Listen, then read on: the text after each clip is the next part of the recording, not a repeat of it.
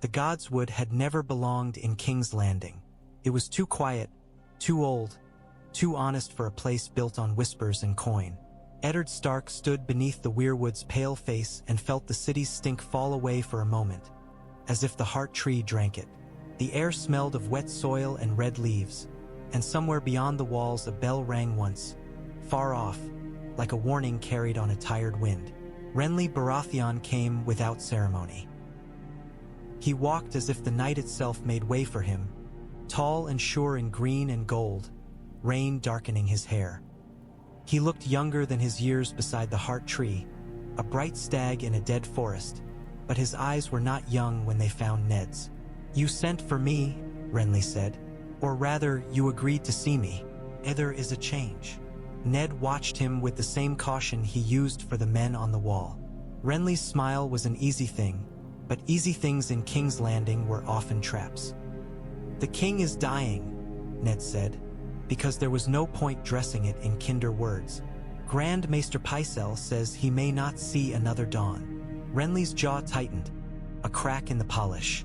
Robert should have died a warrior's death, not this. Ned heard the bitterness, and the fear beneath it. A dying king was a door left open in a storm. "He made me protector of the realm," Ned said. "He signed his will. I have it." Renly stepped closer, and the leaves above them rustled as if listening. "Then you know what will happen when he dies."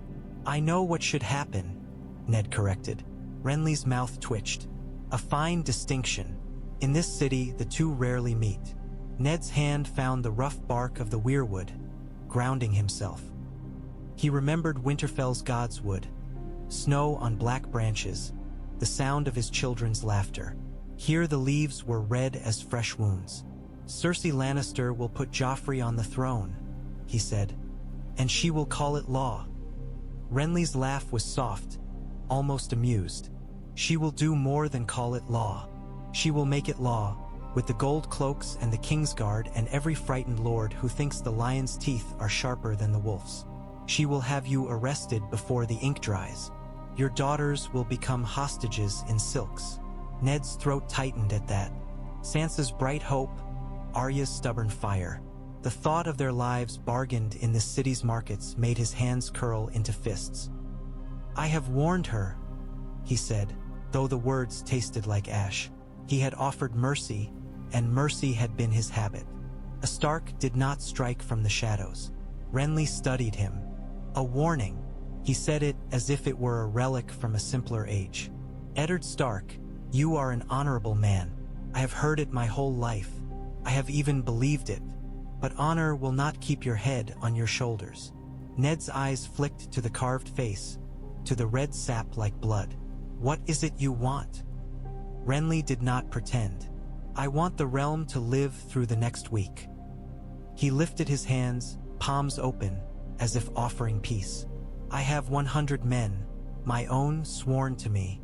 They are in the castle already quietly placed. Give the word tonight and we take the queen and her children into custody. We take the gates. We take the gold cloaks before Petyr Baelish buys them. When Robert dies, you present his will with steel behind it." Ned stared at him, weighing a man he barely knew against the storm he knew too well. "And then," Renly's green eyes held the torchlight, "then we rule until Stannis arrives if you insist on the law. Or we do what must be done if Stannis proves himself. But first we must stop the Lannisters from moving." Ned felt the old instinct rise, the urge to refuse, to stand in daylight and speak truth and let the chips fall where they may. But King's Landing was not Winterfell, and truth here was a candle in a gale. "What are you truly asking?" Ned said, careful. Renly's voice lowered. "Joffrey is the pivot. He is cruel. He is loud. He will make enemies before the crown is warm on his head. If he lives, the war is inevitable. If he dies tonight, quietly, decisively, Tommen is a child. Myrcella is a girl. They can be held. The realm can be guided instead of whipped." Kinslaying, Ned thought, though the word did not fully fit. Joffrey was no true Baratheon, but men would call him one. And murder, no trial, no sentence, no justice spoken aloud. The Godswood suddenly felt colder. Renly watched him wrestle. Say no and you die. Your house bleeds. The realm burns. Say yes and you do something ugly once so that thousands do not do uglier things for years. Ned heard, in the distance, another bell. He thought of Robert's laughter, gone thin.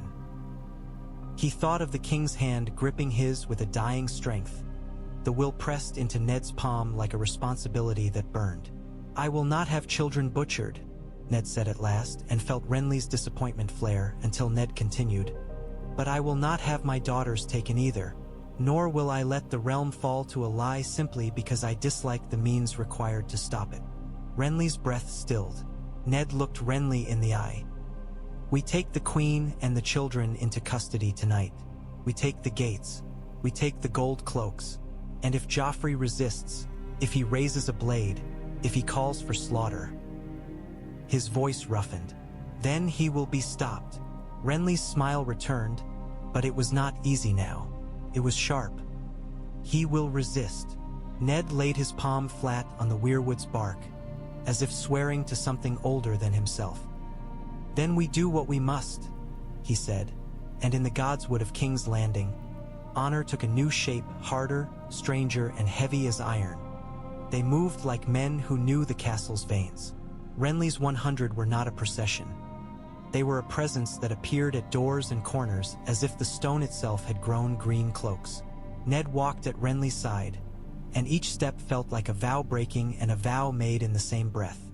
The Red Keep's corridors were warmer than the Godswood, thick with torch smoke and the salt of the sea. Somewhere above, in the Tower of the Hand, his chambers held Sansa and Arya, asleep or pretending to be, unaware that their lives were about to be gambled in earnest. Ned felt the weight of their names with every turn. Renly whispered as they went. My men are placed near the kitchens, the armory, the inner yard. The gatehouse captains, 2 are mine, 1 is yours if Petyr Baelish hasn't reached him. Petyr Baelish, Ned murmured, and disliked how often the man's name threaded through every danger. He will not expect this. No, Renly said, but he will smell it when it happens. Varys too. They always do. As if summoned, the spider appeared at a junction where the corridor widened, his soft steps almost inaudible on the stone. Varys bowed as though he had been waiting to bow all night. Lord Eddard Stark, he said in that gentle voice that could lay silk over a blade. How late the castle keeps you awake. Ned did not slow. The king keeps me awake. Varys's eyes, pale and bright, flicked to Renly Baratheon and back. Of course, his grace's health is so fragile. The realm prays. Renly smiled at him, all sweetness. The realm prays for peace, Lord Varys. We are simply seeing to it. Varys's hands folded in his sleeves. Peace is such a delicate thing. I would hate to see it dropped. Ned felt the conversation's edges. 2 men speaking pleasantries while measuring each other's throats. You will not, Ned said flatly. Not tonight. Varys's gaze lingered on Ned, a heartbeat longer than courtesy required. As you say, my lord. He drifted away, leaving behind the faint scent of perfumed powder and something colder. Knowledge. They reached the guard post that overlooked the inner yard. The men there wore Lannister crimson on their cloaks, though the castle itself belonged to the crown. One straightened at the sight of Ned. My lord Hand. Ned's voice was iron. Open the armory. By the king's command. The guard hesitated. Hesitation was a crack, and Renly's men filled it. A green-cloaked knight stepped in close, not drawing a sword, not yet, only letting the guard see the decision in his eyes. The man swallowed and signaled to the others. Keys rattled. Doors opened. Steel came into hands that had been waiting for it. Further on, Ser Barristan Selmy stood like a white pillar beside a stairwell, his armor catching the torchlight. He was not part of Renly's plan, and that made him dangerous, an honest sword in a dishonest place. His lined face turned toward them, and his eyes narrowed slightly at the sight of green cloaks moving with purpose. Lord Stark, Barristan said, polite but watchful. I was told you had retired. I have not yet been allowed. Ned replied. The king's business continues. Barristan glanced at Renly. And the king's brother? Renly's grin did not touch his eyes. Also continuing.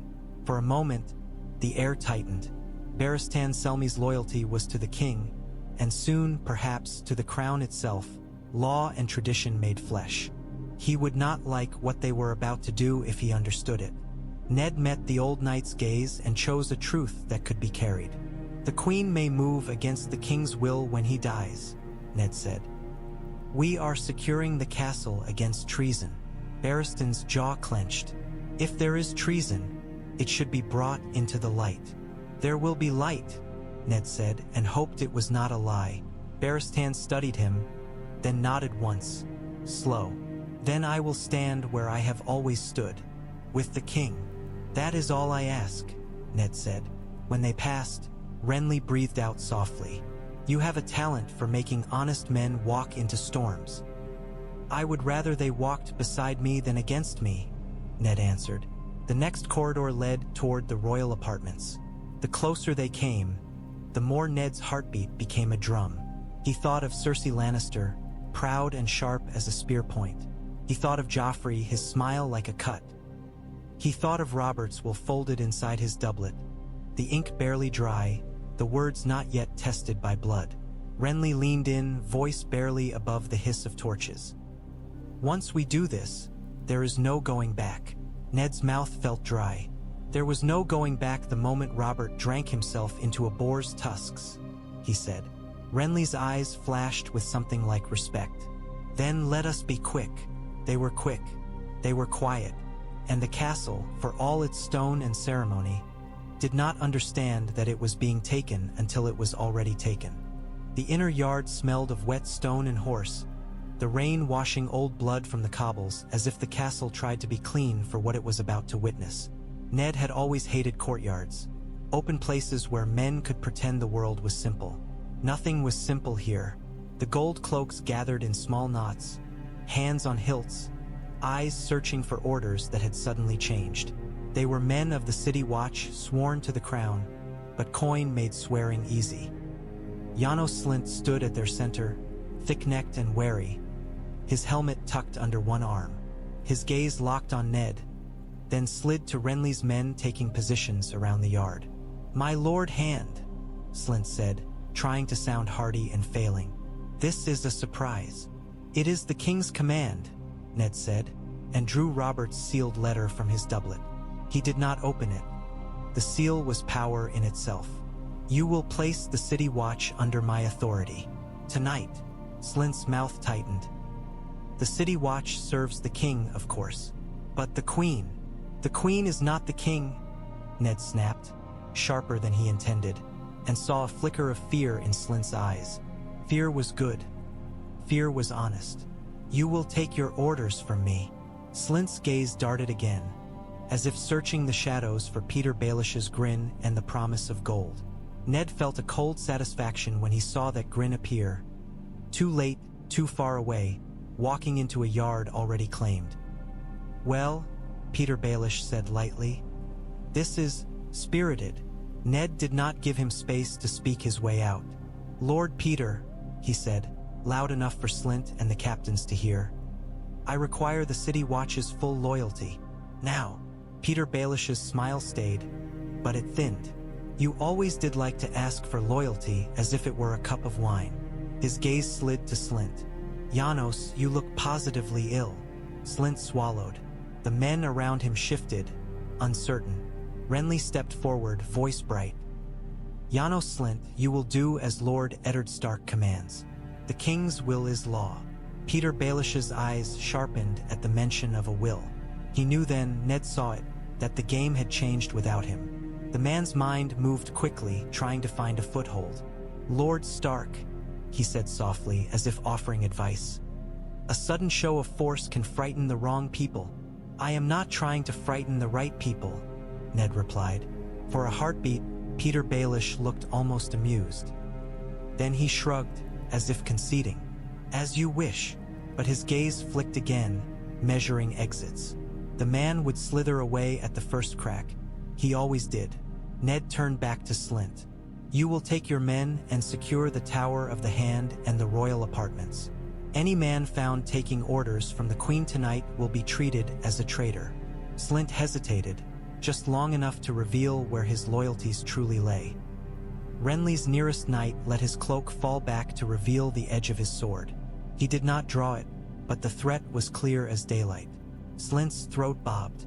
"Aye, my lord," he said, voice rough. "The city watch will obey." Ned nodded, feeling the first stone click into place. "Good, then prove it. Take your men and secure the Tower of the Hand and the royal apartments. Any man found taking orders from the Queen tonight will be treated as a traitor." Petyr Baelish raised his brows. "Treason is such an ugly word." "It is an ugly act," Ned said. Petyr Baelish's smile returned, a mask settling. "Then let us hope no one commits it." Ned knew better than to hope. Hope was for winter fires and children. In this yard, only decisions mattered. He watched Slynt bark orders, watched gold cloaks move, reluctant but moving. He watched Renly's men merge with them, guiding, corralling. He watched Petyr Baelish drift away toward the shadows, and he felt, deep in his bones, that the man would not be finished simply because he had lost this moment. Above them, the Red Keep's walls loomed, ancient stones slick with rain, indifferent to new oaths. Ned looked up at the dark windows of the royal apartments and wondered whether Cersei Lannister could feel the shift in the air, the way a wolf could smell a change in wind. Renly leaned close. "Now," he murmured, "before she wakes fully." Ned nodded once. "Now," he agreed, and the word tasted like steel. The corridor outside the royal apartments held a different air, perfume and heat and the faint metallic tang of fear. 2 guards stood at the doors, Lannister men in crimson. Their hands tightened on spears when they saw Ned Stark and Renly Baratheon approach with steel at their backs. One opened his mouth to protest. A green-cloaked knight struck him across the throat with the flat of a blade. The guard crumpled, choking, not dead but silenced. The other tried to raise his spear and found 3 swords at his chest before he could move. He froze, eyes wide, and then let the spear fall. Ned's voice was low. "Open." The man's fingers fumbled with the latch. The doors swung inward, spilling candlelight into the corridor like a confession. Joffrey Baratheon was not asleep. He sat on the edge of a bed draped in silk, his golden hair loose around his face, a cup of wine near his hand. For a moment he looked like a boy, thin and pale, caught between childhood and cruelty. Then his eyes found Renly, and the boy vanished. "What is this?" Joffrey demanded, rising. His voice had been trained for command, but it still cracked with youth. "How dare you burst into my—" Renly stepped in first, smiling as if arriving at a feast. "Nephew," he said, warm as summer, "we have come to keep you safe." Joffrey's gaze snapped to Ned. "You," he spat, and Ned saw the hatred there, raw and bright. "My mother told me what you are. A traitor. A jealous wolf." Ned felt the urge to answer, to explain, to drag truth into the room like a lantern. But truth was not what kept men alive in King's Landing. Steel did. "Joffrey," Ned said, keeping his voice steady, "you will come with us. There are matters of the realm that require." "Require?" Joffrey's laugh was sharp. "You speak to me of requirements? I am the heir to the Iron Throne. When my father dies, I will be king." The words hit Ned like a slap because they were true in one sense. Robert was dying. The crown was a beast that did not wait. Joffrey's hand darted to the sword near the bed. He drew it halfway, the steel singing softly. "Get out," he said, eyes wide and wet with fury. "All of you, or I will have you."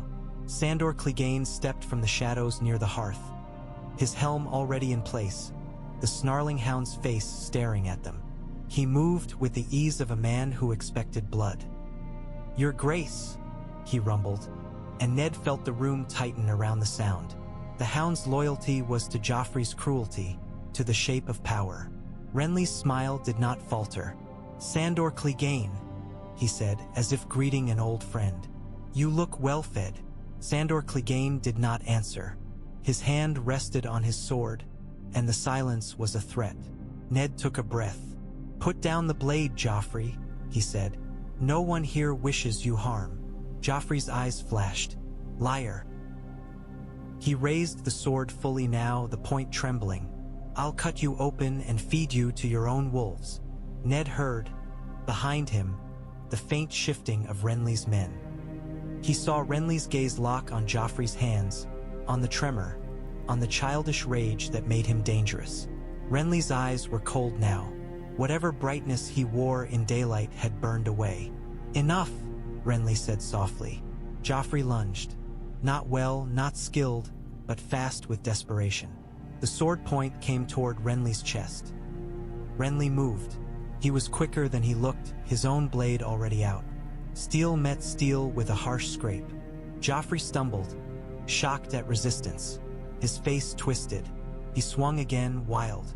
Sandor Clegane took a step forward. Ned did not think. He reacted.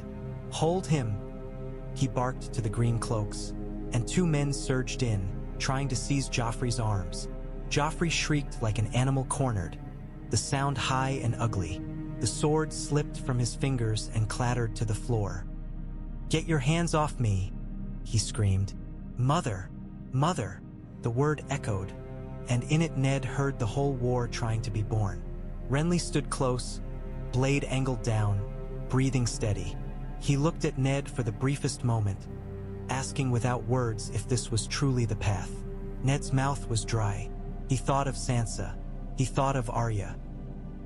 He thought of the realm, of men marching and burning villages and children starving in winter because one boy had been allowed to wear a crown and indulge his cruelty. Joffrey spat at Renly, struggling.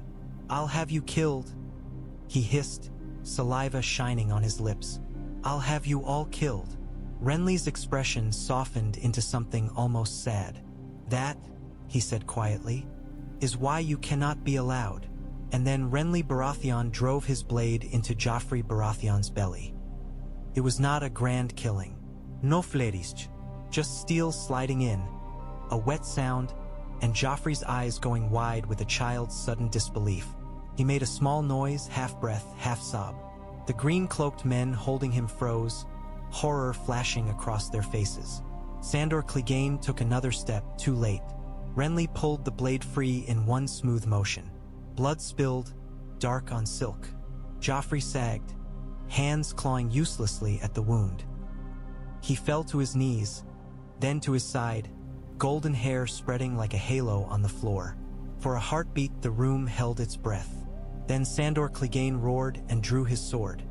Sandor Clegane moved like a storm released.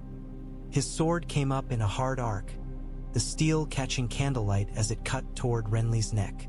Renly ducked, quick, but the blow still clipped his shoulder, tearing through cloth and biting flesh. Renly hissed, pain flashing across his face, and then he retreated a step, blade rising again. Ned stepped in, drawing ice felt impossible in this castle. He did not have it. His own sword, plain steel, seemed small against Sandor Clegane's rage, but it was all he had. He planted himself between Renly and the Hound. "Sandor Clegane." Ned shooted. "Stand down." The Hound's helm turned, the snarling faceplate fixed on him. "He killed him," Sandor growled, voice thick. "He killed the boy." "The boy drew steel first," Renly snapped, breathing hard, blood darkening his sleeve. "He would have killed me if he could." Sandor Clegane laughed, a sound like gravel. "And now I'll kill you." He lunged again. Ned met the blow, steel ringing, the impact jarring his arms. Sandor Clegane was stronger by far, and he drove Ned back with sheer force. Ned's boots slid on spilled wine, on blood. He tasted copper in the air. Green cloaks surged, trying to seize Sandor Clegane from behind. The Hound twisted, shoulder-checking one into a table.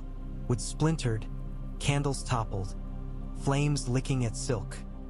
Another knight grabbed Sandor Clegane's sword arm and was flung aside as if he were a child.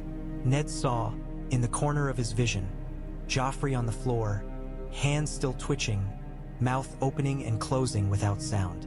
The boy's eyes were fixed on nothing, already slipping away. The sight turned Ned's stomach, but he held his ground. If Sandor Clegane broke through, the room would become a slaughterhouse. "Stop!"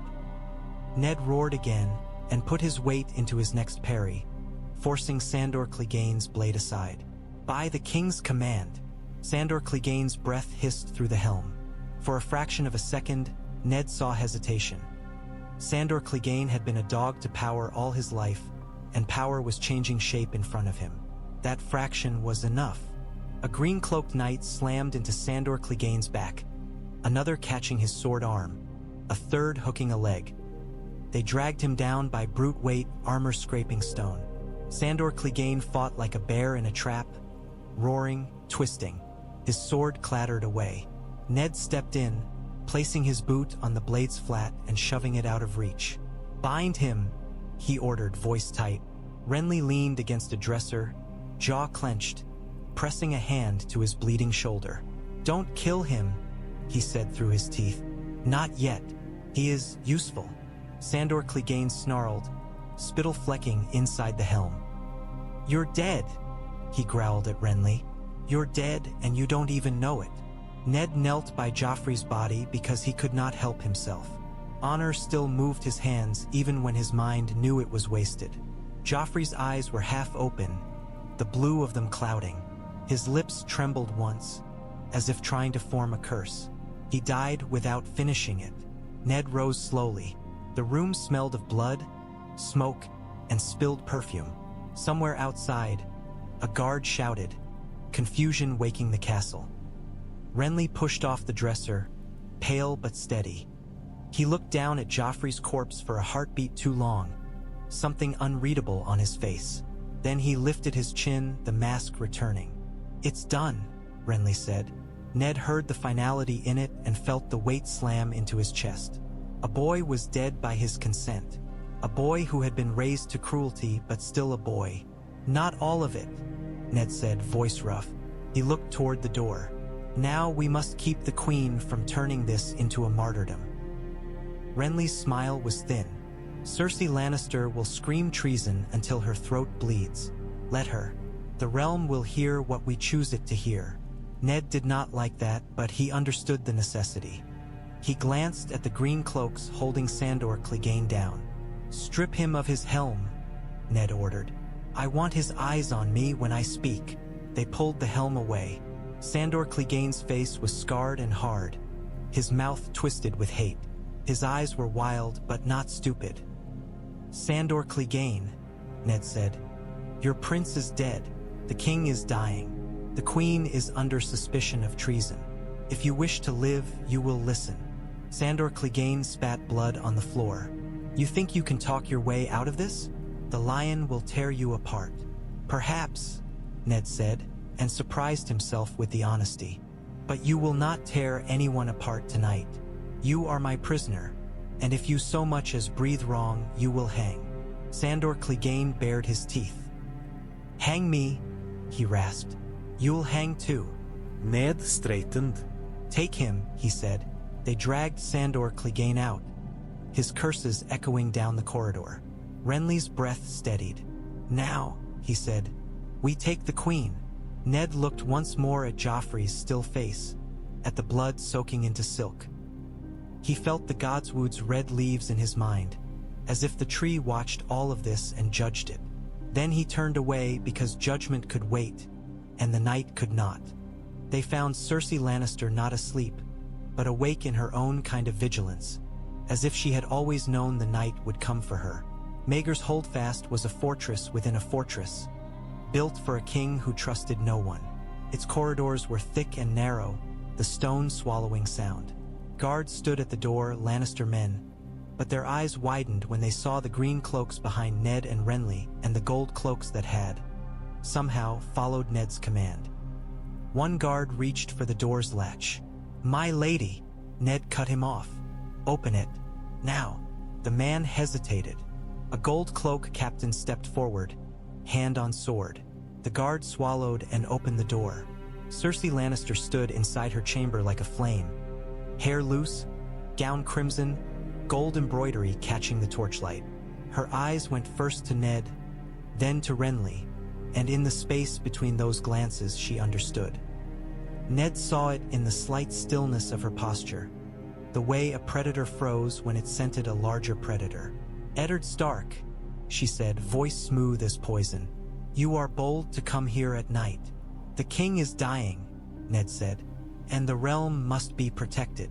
Cersei's smile was cold. Protected from what? A Northman's fantasies? A brother's ambitions? Renly stepped in, and the torchlight showed the blood on his shoulder. "From you," he said lightly, as if discussing weather. "From your lies." Cersei's eyes narrowed. "You are bleeding." "It's nothing," Renly replied. Cersei's gaze slid past them, searching the corridor. "Where is my son?" Ned's stomach tightened. There it was, the mother's instinct, fierce and real. He could almost have respected it, if it had not been married to so much cruelty. "Your son is dead," Ned said, and watched the word strike. For a heartbeat, Cersei Lannister's face went utterly blank. Not grief, not yet. Just a void, a moment where the world refused to fit inside her mind. Then the void shattered. "What did you say?" she whispered. "Joffrey is dead," Ned repeated, because there was no gentler way to say it. He drew steel against Renly Baratheon and Cersei's scream cut him off. It was not a woman's scream of sorrow. It was a lioness's roar, raw and vicious. She surged forward, hands clawing, and would have struck Renly if green cloaks had not stepped between. "You murderers!" she shrieked. "You traitors! I will have your heads!" Renly's smile vanished. "You will have nothing," he said, voice hard. "Not tonight." Cersei's eyes snapped back to Ned. Hatred and something else. Fear, perhaps, burning. "You," she hissed. "You warned me. You gave me time. And now you come with knives in the dark. What happened to your precious honor, Stark?" Ned felt the sting because it was true. "My honor remains," he said, though the words felt thin. "But I will not see my daughters used as hostages. I will not see the realm torn apart by a lie." Cersei's laugh was brittle. "A lie?" She stepped back, chin lifting. "My son was the heir. My son was to be king." "Your son was not Robert Baratheon's," Ned said, and the chamber's air tightened. "None of your children are." Cersei's eyes flashed. "Careful," she said softly. "Words like that can start wars." "They end them," Renly said. Footsteps sounded in the corridor. Measured, heavy with armor. Ser Barristan Selmy appeared at the doorway, white cloak flowing, his face lined with concern. His gaze went to Cersei, then to Ned, then, inevitably, to the blood on Renly's shoulder and the tension like drawn wire. "My lords," Barristan said. "My lady." His voice was cautious. "The castle is unsettled."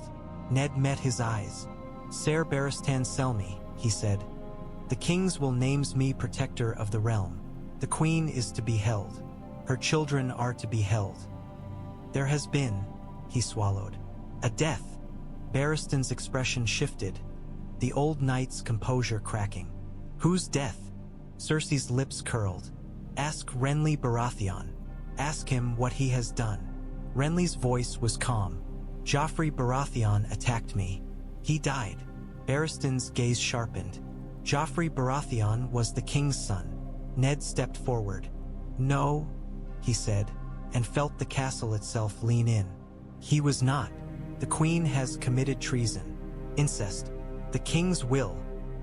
Barristan's jaw tightened as if fighting something inside himself. Duty. Habit. The world as he had always known it. "If this is true," Barristan said slowly, "it must be proven before the realm." "It will be," Ned promised. Cersei's eyes glittered. "And who will believe you?" she purred. "A Northman and a vain boy with a bleeding shoulder?" Ned's voice grew colder. "I do not need belief from you," he said. "I need your compliance." Cersei straightened, and for a moment she looked like a queen even without a crown. "I will not be caged," she said softly. "I am Cersei Lannister. I am the queen."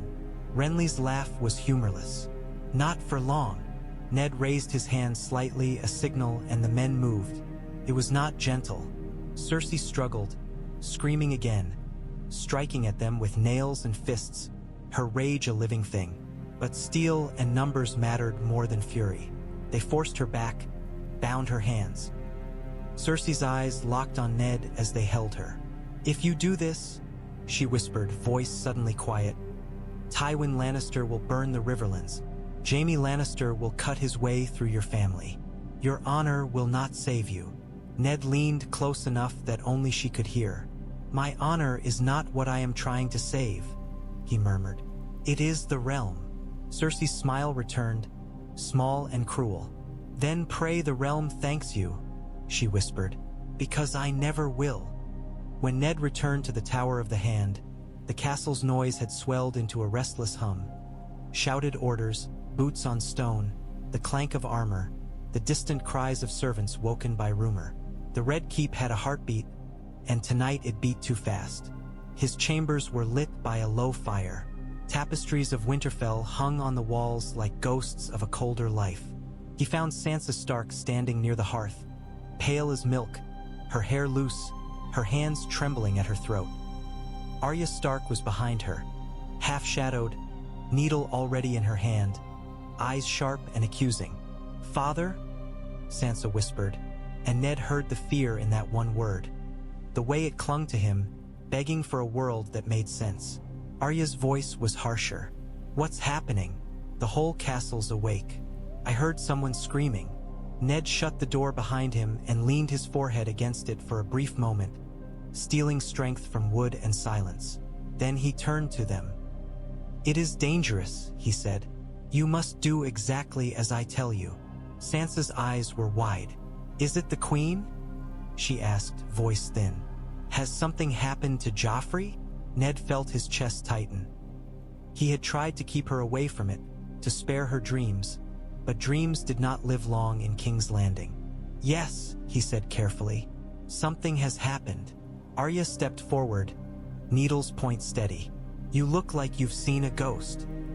"I have seen worse than ghosts," Ned said, and reached out, placing a hand on Arya's head, feeling the warmth of her hair.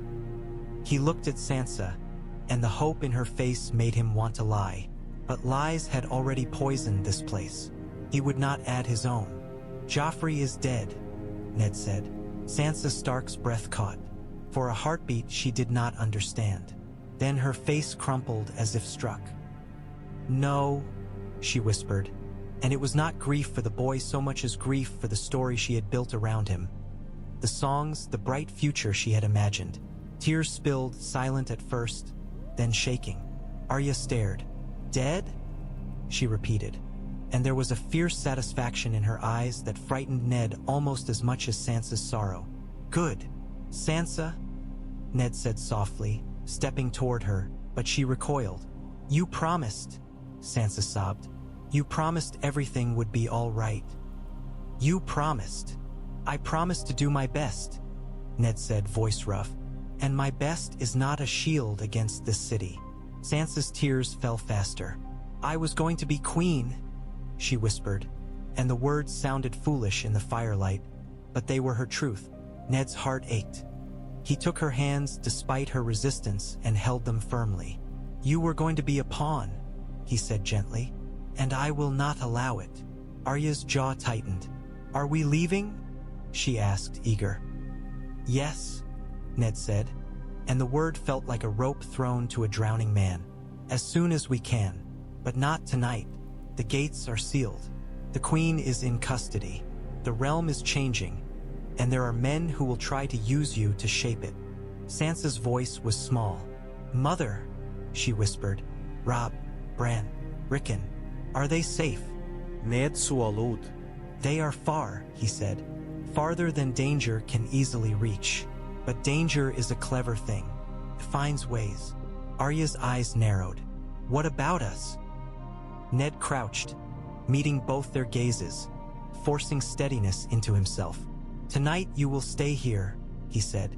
"You will not leave this room unless I send for you. You will not speak to anyone outside these walls. If a servant comes, you do not open the door. If someone claims to bring you a message, you do not open the door. Do you understand?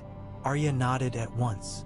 Sansa hesitated, tears shining, then nodded too, a reluctant surrender. Ned stood and crossed to the table where parchment waited. His hands shook slightly as he reached for quill and ink. He could still feel the moment Renly's blade had gone in, the wet sound of a life ending. He could still see Joffrey's eyes, wide with disbelief. He forced himself to breathe, slow and deep, because panic would kill them faster than any sword. He began to write, to Stannis Baratheon, Lord of Dragonstone, rightful heir. The words came heavy. Ink bled into parchment like wounds. Behind him, Sansa's quiet sobs mingled with the crackle of fire. Arya stood watch like a small wolf guarding her den. Ned wrote and wrote, knowing that letters were thin things, easily burned, easily delayed. But it was what he had, the law, the truth, and the desperate hope that they could still matter. When he sealed the Raven's message, he held it for a moment in his palm as if it were a heartbeat. Then he called for a trusted man and sent it into the night. Outside, the Red Keep rumbled with unrest. Inside, Ned Stark sat with his daughters and felt the realm tilt beneath him, like ice cracking underfoot. Before dawn, Ned gathered what power he could into one room, because power left alone in corners bred monsters. The throne room was colder than he remembered, the Iron Throne looming like a jagged shadow at the far end, empty and waiting. The torches burned low, their flames wavering as if nervous. Renly Baratheon stood at Ned's side, his shoulder bound, his face set in a hard calm. The cut had been cleaned, but the stain of blood remained on his green tunic like a reminder. Behind them, green cloaks held positions near the doors, and gold cloaks stood uncertainly among them, trying to decide which way the wind now blew. Ser Barristan Selmy stood with the Kingsguard, white cloak draped like a banner of old vows. Beside him were Ser Marentrant and Ser Boros Blunt and Ser Aerys Oakhart, men whose loyalty could be bought by fear as easily as coin. Ned watched their eyes flick toward the empty throne, toward Cersei Lannister standing restrained near the side, wrists bound, chin lifted in defiance. Her gaze never left Ned. Grand Maester Pycelle waddled forward, eyes watery. Varys stood farther back, hands folded, expression mild. Petyr Baelish was nowhere in sight, and that absence bothered Ned more than any presence. Ned held Robert's will in both hands. The parchment felt heavier than steel. "The king is dying," Ned said into the hush, his voice carrying in the vast room. "Before his strength failed, he named me protector of the realm. He signed this. He lifted the will so that they could see the seal." Cersei's laugh rang out, sharp as a bell. "He named you because he was drunk and bleeding," she said. "He named you because you fed him lies." Ned met her eyes. "He named me because he trusted me," Ned said, "and because he feared what you would do." Cersei's smile was thin. "And what have you done, Stark? You have killed my son. You have taken my children. You have armed my brother-in-law's thugs and called it law. If Robert dies today, you will be the first man the realm curses." Renly's voice cut in, bright but cold. "Your son attacked me," he said. "He died by his own hand as much as mine. He was wild with rage." Cersei's eyes flashed. "You butchered him." Ser Barristan Selmy stepped forward slightly, his face grave. "Lord Eddard Stark," he said, "if the queen is accused of treason, the realm must see proof. Not rumor, not vengeance." Ned nodded. "It will see proof," he promised. He drew a breath and spoke the truth aloud, letting it fill the room like smoke. "Joffrey Baratheon was not King Robert Baratheon's son. None of your children are his. They are born of incest between the Queen and Ser Jaime Lannister." The words landed. Even men who had guessed it flinched at hearing it spoken in the throne room. Pycelle's mouth fell open. Ser Boros Blount shifted uncomfortably. Varys's expression did not change, but his eyes sharpened, as if savoring a new piece on the board. Cersei Lannister's face did not break. She stared at Ned as if she would burn him with her gaze. "You cannot prove that," she said softly. "You have no witness." No confession. "Only your own spite." "I have proof enough to take this to the realm," Ned said. "And I have your own words, spoken to me in the Godswood." Cersei's smile widened. "Oh, the Godswood," she murmured, "where honorable men go to lie to themselves." Ned ignored the barb and continued, because hesitation was weakness. "The kings will stand," he said. "Until Lord Stannis Baratheon arrives, the castle remains under my authority. The queen is to be held. Prince Tommen Baratheon and Princess Myrcella Baratheon are to be protected." He emphasized the word, "and kept from harm. No one is to approach them without my permission." Renly's gaze flicked to the Iron Throne. Ned saw hunger there, quick and bright, and it chilled him. Cersei laughed again. "Protected," she said, "as my Joffrey was protected." Renly's jaw tightened. Ser Barristan Selmy's voice cut through, steady. "If the king dies," he said, "there must be a king. The realm cannot drift." Ned felt the trap of it, the urgency that would push men to grab the nearest crown. He lifted the will again.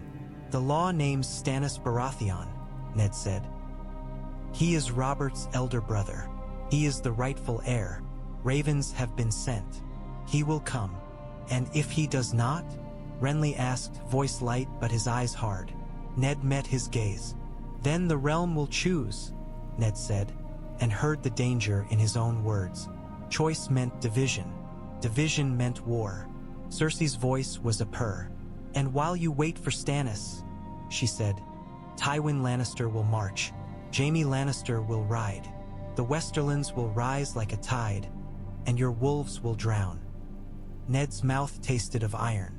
"Then they will rise as rebels," he said, "not as the crown." Cersei's eyes glittered. "Call it what you like," she whispered. "War is war." Ned looked around the throne room and saw faces caught between old vows and new fear. He saw that the realm was already cracking, not because of what he had said, but because of what it had always been, an arrangement of power held together by the illusion of legitimacy. Tonight, that illusion bled. He lifted his chin. "The king still lives," Ned said. "Until he dies, we hold. When he dies, we honor his will. If any man here seeks to break that, he will be treated as a traitor." Renly smiled faintly, as if amused by the word. Cersei smiled too, and her smile promised blood. As the sky lightened over Blackwater Bay, the small council chamber became a war room by necessity. Candles guttered in the stale air, wax pooling like melted bones. Maps lay spread across the table, their ink lines too neat for the chaos they represented.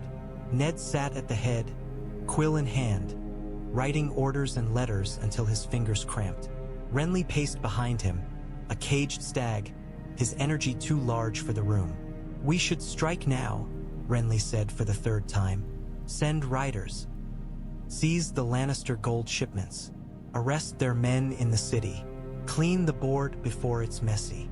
"We are not butchers," Ned replied, though the word tasted strange after what had happened. "We will not turn this into a purge." Renly's laugh was sharp. "It already is a purge, Eddard Stark. You simply wish to pretend it isn't." Varys watched them with that gentle expression, as if amused by children arguing over knives. "My lords," he murmured, "perhaps there is a path that avoids excess." Ned's eyes flicked to him. "Speak." Varys spread his hands. "The city will wake to rumors," he said softly. "Some will say Joffrey Baratheon was murdered in his bed. Some will say he died in a struggle. Some will say the queen has been seized by a northern usurper. The truth matters less than the story that wins." Ned's jaw tightened. "The truth matters," he said. Varys' smile did not change. "To you," he said gently, "and that is admirable. But the realm is not one man's honor. It is many men's hunger, fear, and pride." His eyes flicked to the empty chair where Petyr Baelish should have been. "If you do not feed them a story that satisfies them, they will find one that does. Lord Petyr Baelish would be very happy to help them." Ned's grip tightened on the quill. "Where is Petyr Baelish?" Pycelle cleared his throat, nervous. "My lord, perhaps Lord Petyr Baelish has gone to settle the city's accounts." Renly snorted. "He's gone to save his own skin," he said. "Which means he's gone to find someone else's knife to put in ours." Ser Barristan Selmy stood near the wall, arms folded, his face carved from duty. "The king's health declines," he said quietly. "His grace may not last the day." The words pressed the room tighter. Ned felt the hourglass emptying. He finished a letter and pressed his seal into the wax. "Ravens to Winterfell," he said to a scribe, "to Riverrun, to the Eyrie, to High Garden." He hesitated, then added, "and to Casterly Rock." Renly stopped pacing. "To Tywin Lannister?" he said, incredulous. "Why send him a warning?" "Because he will claim ignorance," Ned said. "He will claim that his house acts in defense of the crown. I will strip him of that excuse." He looked up. "I will tell him the truth. I will tell him his daughter is accused of treason. I will tell him his grandson is dead. I will tell him that if he marches against the realm." Renly stared at him for a moment, then shook his head slowly. "You still believe words can stop swords," he said. "I believe words can reveal who draws swords without right," Ned said. Varys's voice was a soft thread. "And what of the children?" he asked. "Prince Tommen Baratheon and Princess Myrcella Baratheon." Ned's chest tightened again. "They will be guarded," he said. "They will not be harmed. Whatever their mother has done, they are innocent." Renly's eyes flashed with impatience. "Innocence is a luxury," he said. "It is also a duty," Ned replied. Pycelle fidgeted. "My lord," he said, voice quavering. "The Queen, Lady Cersei Lannister, demands to see her children." "She will not," Ned said, immediate and firm. "Not yet." Renly's mouth twisted. "You fear she'll turn them into weapons?" "Yes," Ned said plainly. "And she will." Ser Barristan Selmy's gaze met Ned's, and for a moment Ned saw something like agreement there, an old knight recognizing a hard choice made for the right reason. Barristan nodded once, almost imperceptibly. The door opened then, a guard stepping in, face pale. "My lord Hand," he said. "The city is stirring. There are crowds at the gates. They say," he swallowed, "they say the prince is dead and the queen is taken." Ned felt the room tilt. Rumor had outrun them already. Renly smiled, almost delighted. Varys's expression remained mild, but his eyes sharpened further. "Then we speak," Ned said, standing. He felt Robert's will like a stone against his chest. "We speak before others speak for us."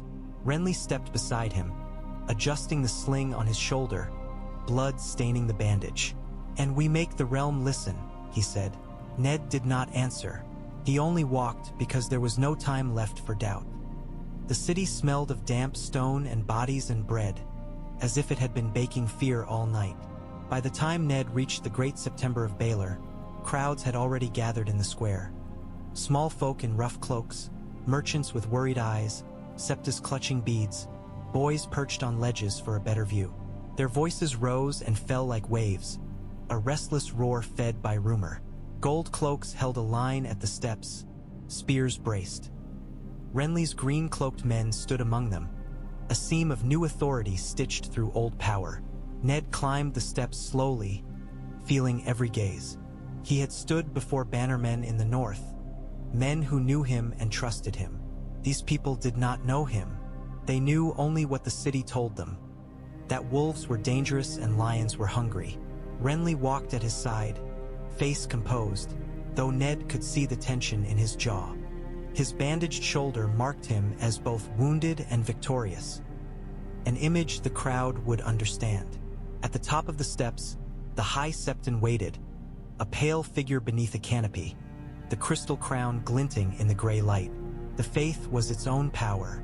If the faith turned against Ned, the city could become a riot in an hour. If the faith stood with him, the city might hold long enough for law to take root. Ned faced the crowd. The roar swelled, then faltered slightly as people strained to hear. He lifted Robert's will, not for them to read, but for them to see the seal, the symbol.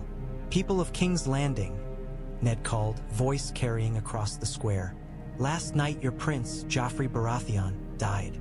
A shout erupted, anger, grief, excitement, all tangled. Someone threw something that struck a gold cloak's shield. Another voice screamed, "Murder!" Someone else shouted, "Good!" Ned raised his hand for silence. The crowd did not obey at once. Crowds did not obey. They surged. Renly's green cloaks shifted, ready, and the gold cloaks tightened their line. For a moment, Ned saw the city on the edge of violence. Then the High Septon lifted his hands, and the gesture, slow, practiced, pulled some of the chaos into quiet. The faith's symbols mattered more than swords to many here. Ned spoke again, forcing clarity into every word. "Joffrey Baratheon attacked Renly Baratheon with steel," he said, and heard the gasps, the incredulous murmurs. "He died in the struggle. This is a tragedy. But it is not the only truth the realm must hear." He felt Renly's gaze on him, sharp. This was the dangerous part. "King Robert Baratheon lies dying," Ned continued. "Before his strength failed, he signed his will, naming me protector of the realm until his rightful heir takes the throne." He lifted the parchment higher. "That heir is Stannis Baratheon, Lord of Dragonstone." The name rippled through the crowd. Some cheers, some confusion. Stannis was not beloved in the city. He was hard, stern, a man of iron. But the word rightful carried weight even among those who did not understand why. "And the Queen," Ned said, voice hardening, "has been taken into custody because she is accused of treason against the realm." The crowd erupted again, louder. Faces twisted. People leaned forward. They wanted scandal like they wanted bread. Ned did not flinch. "Queen Cersei Lannister's children are not the children of King Robert Baratheon," he said, and felt the crowd's shock like a physical wind. "They are born of incest between Queen Cersei Lannister and Ser Jaime Lannister." For a moment there was stunned silence, like the world had paused to listen. Then the square exploded. "Lies!" someone shouted. "God save us! A curse on the lions! Wolves! Wolves!" Ned's pulse hammered. He could not take the words back. He had thrown truth into a crowd like a lit torch. Now it would burn where it chose.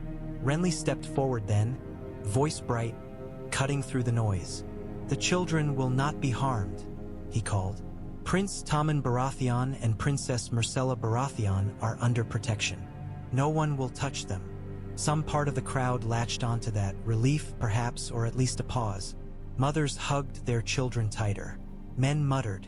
The line of gold cloaks held. Ned raised his voice one last time. "There will be judgment," he said. "There will be law. There will be no mob justice in the streets.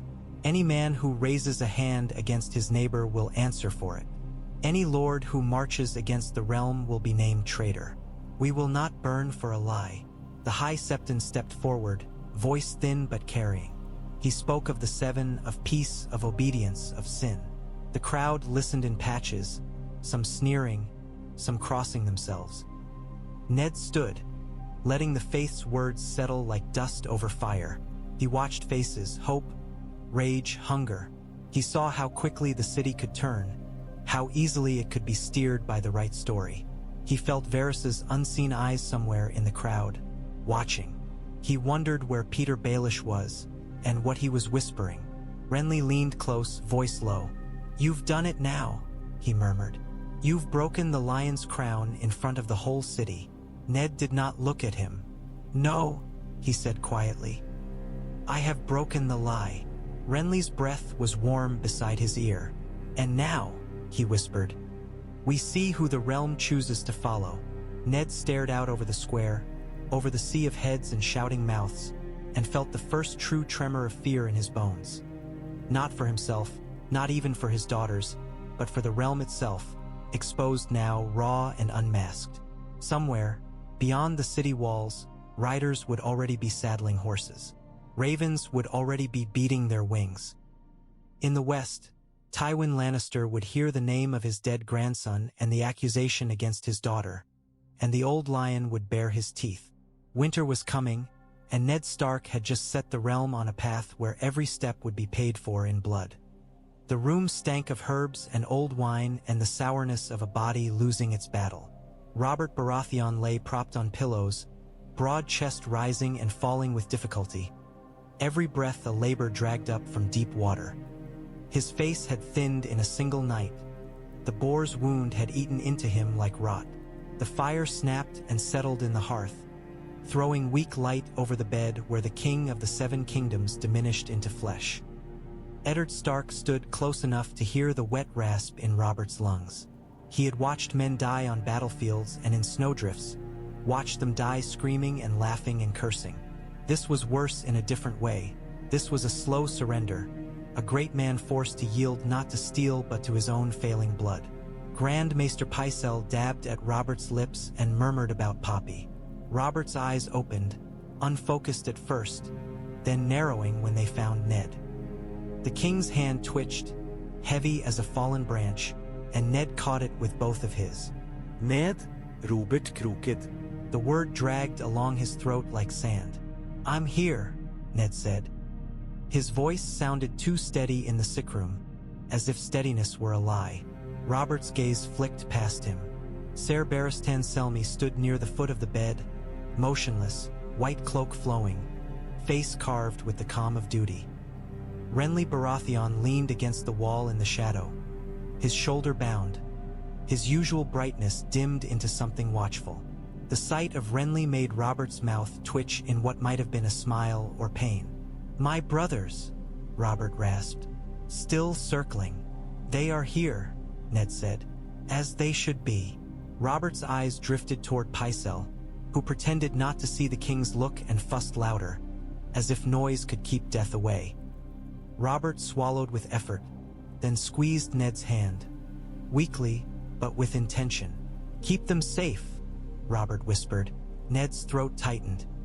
He knew which them Robert meant first, and he also knew that Robert's words were a plea made too late. "I will," Ned said, and hated himself for the certainty in his voice when nothing was certain. Robert's eyes fluttered. "Lyanna," he breathed, and the name was a ghost between them, old as the rebellion.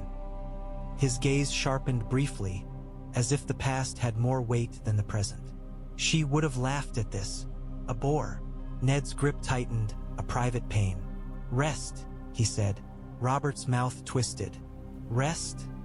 he echoed, as if tasting the word and finding it bitter. His eyes moved again, searching, perhaps for Cersei Lannister, perhaps for his children, perhaps for the youth he had burned away. He found none of them. He found only Ned and the shadows of his brothers. "I signed it," Robert whispered. "You've got it.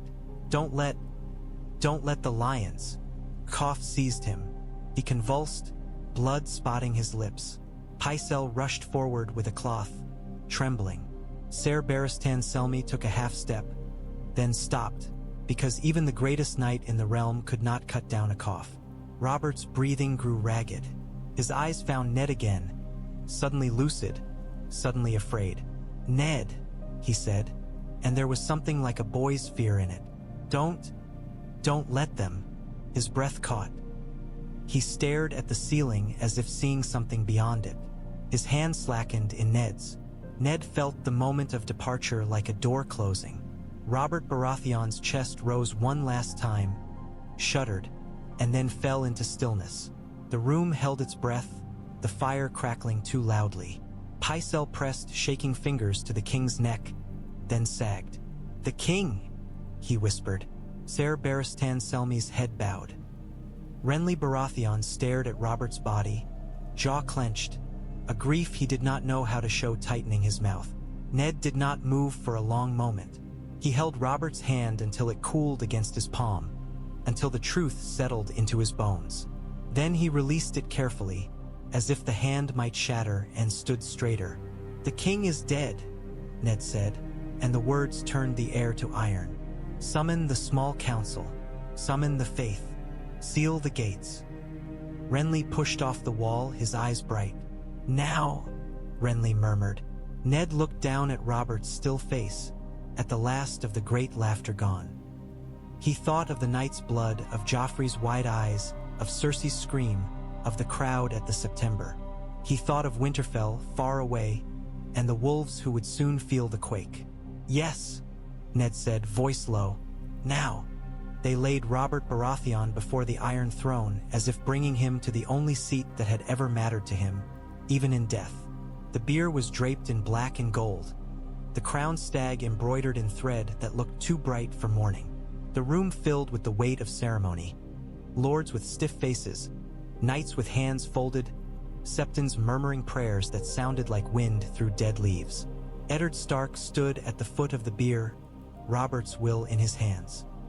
The seal glowed red against the parchment, a small circle of wax trying to hold back the flood of ambition. Ser Barristan Selmy stood beside the Kingsguard, white cloaks immaculate, faces set. Ned saw the tension in Ser Barristan Selmy's jaw, the way duty pulled him in one direction and the stink of politics in another. Renly Baratheon stood a few steps away, his green cloak vivid against the black. His shoulder was bound beneath the cloth, but he held himself like a man barely feeling pain. Cersei Lannister was brought in last, because she had fought them with teeth and nails and words sharp enough to draw blood. Chains circled her wrists now, though she wore them like jewelry, chin lifted, eyes cold. When she saw Robert's body, something flickered, too quick to name. Not tenderness, not regret, perhaps simply the recognition that a door had closed forever. Ned lifted the will. His voice carried cleanly in the great hall. King Robert Baratheon is dead, he said. A murmur spread like a sigh. He died of the wounds he took on the king's hunt. Before his death, he named me protector of the realm until his rightful heir takes the throne. Renly's gaze fixed on the Iron Throne, and Ned felt that gaze as if it were a hand testing a blade's edge. Ned broke the seal in front of them all. He read Robert's words aloud, each line a nail hammered into place. He did not rush. He did not soften. He let the will speak in the king's own voice as much as parchment could. When he finished, he lowered the parchment and looked up. The rightful heir is Stannis Baratheon, Ned said, Lord of Dragonstone, elder brother to the late king. Ravens have been sent. Until he arrives, the realm will be held in trust under the king's will. A voice rang out, thin with anger. The realm will be held under your wolf's paw, Cersei Lannister said, and her laugh was a blade dragged across stone. Under your treason. Ned met her eyes.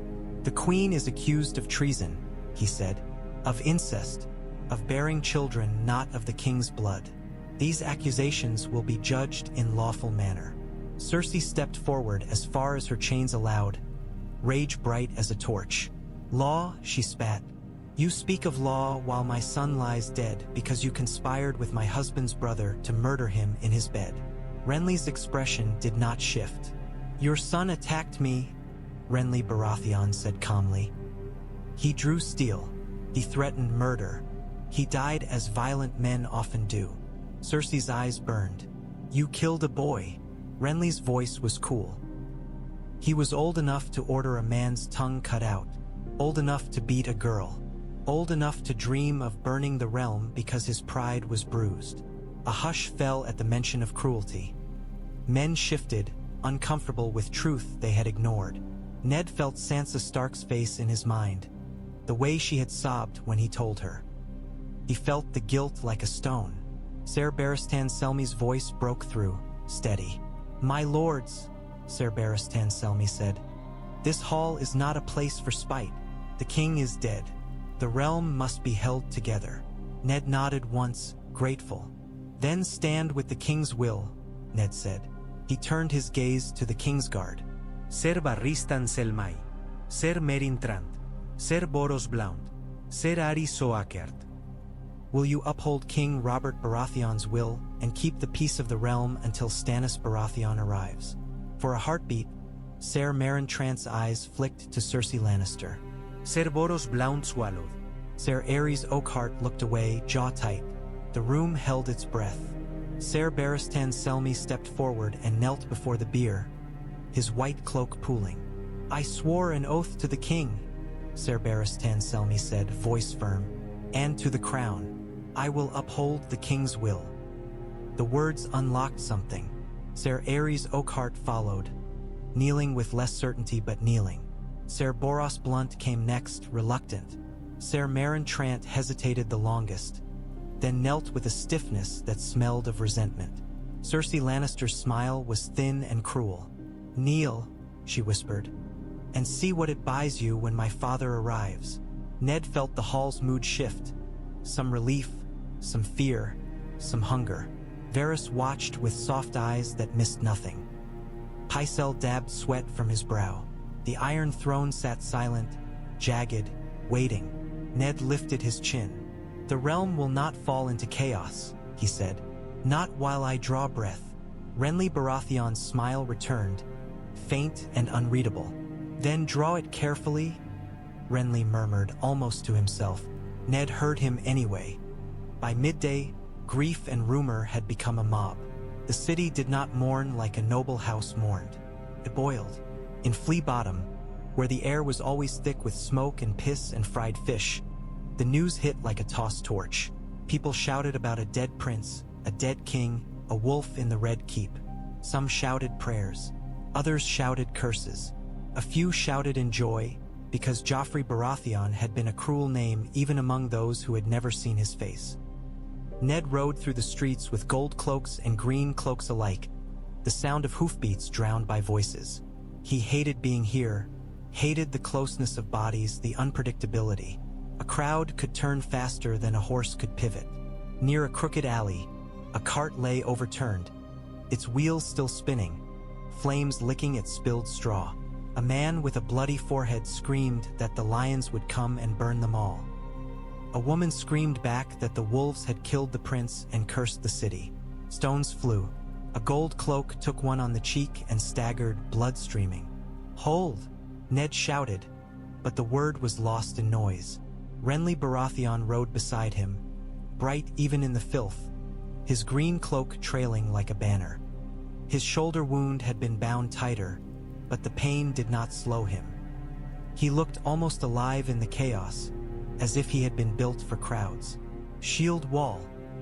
Renly barked, and the green cloaks obeyed. They formed a line with the gold cloaks, shields locking, spears angled. The wall shoved forward, forcing the mob back inch by inch. Ned saw faces. Hunger, fear, rage, grief. He saw children clinging to skirts. He saw men with knives too large for honest work. He saw, too, the flash of crimson. Lannister colors slipping through an alley, men moving with purpose, not panic. "Sire," Ned snapped to a gold cloak captain. "Take 10 men and follow them. Quietly, I want whoever is stirring this." The captain hesitated, then nodded and moved. A Septon climbed onto a barrel, holding a 7-pointed star high. "The 7 watch," the Septon cried. "The 7 judge. Peace, children, peace." A stone struck the Septon's shoulder. The star wobbled. The Septon nearly fell. Ned felt fury flare. Not noble fury, but tired fury. The rage of a man watching a city devour itself.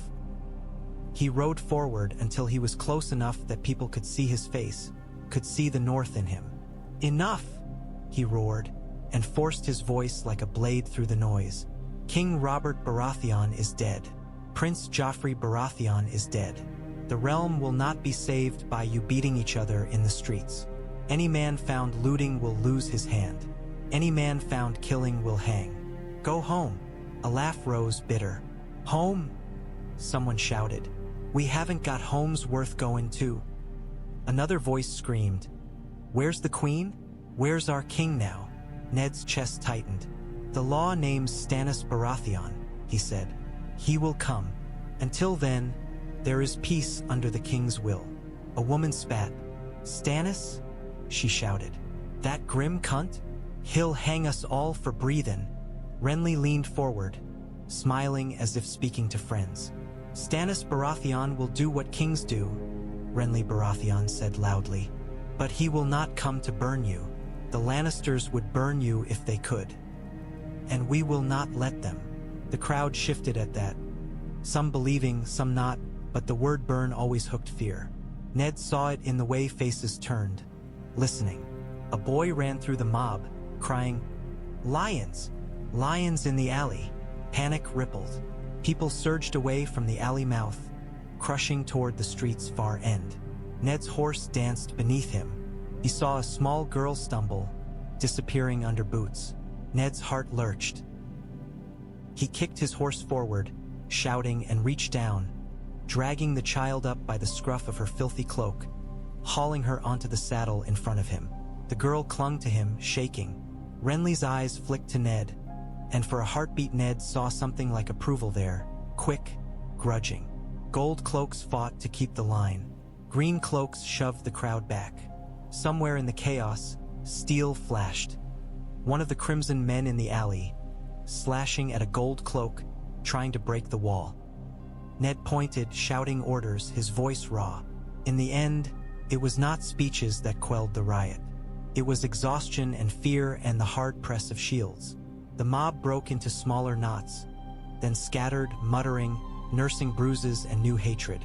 Ned rode back toward the red keep with the child still shaking against him, feeling the city's anger like a living thing at his back. He knew this was only the first tremor. When Tywin Lannister heard, the earth would truly shake. The room they kept Prince Tommen Baratheon and Princess Myrcella Baratheon in was warm, as if warmth could pretend nothing had changed. Tapestries hung along the walls, stags and dragons and lions woven together in scenes of old victories. A fire burned low. Bread and honey sat on a table untouched. Tommen sat on a cushioned bench with a carved wooden lion in his hands. He turned it over and over, as if searching for a crack that explained the world. Myrcella sat beside him, one hand on his shoulder, her posture too composed for her years.